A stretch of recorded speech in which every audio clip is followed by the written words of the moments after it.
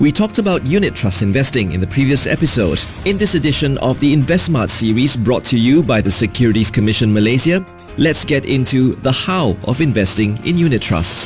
Salma Maidin from the Securities Commission shares some tips on selecting the unit trust that's just for you. Two big things you should look at when you are looking to purchase a unit trust.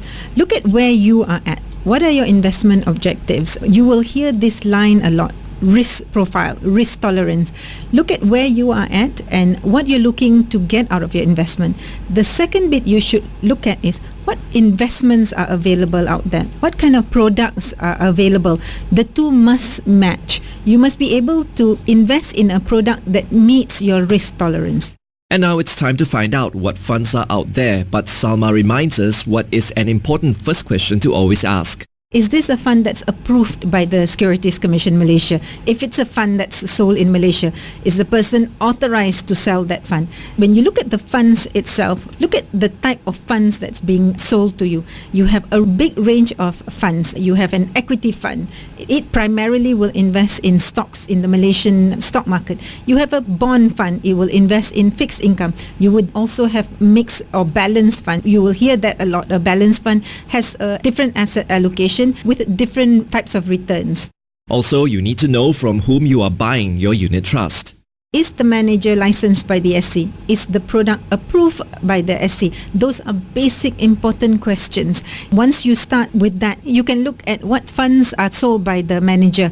Ask about the track record of the fund. Ask about the track record of the manager. Of course, the kind of return the fund has made in the past is not a reflection of what the fund can make in future. Make a decision based on your assessment of how strongly the manager is able to make investment decisions and the kind of returns the manager has made for other investors in the past. Another important factor to consider is the cost of investing in unit trusts, because this will eat into your returns. There are basically two types of costs that you will incur when you make unit trust investments. First is what you are paying for the buying of the unit trust.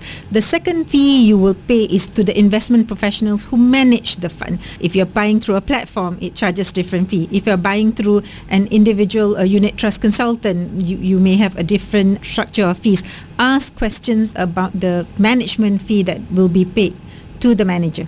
Remember too, with unit trusts, you are in it for the long haul. Often you will be told that unit trust investment is for long term.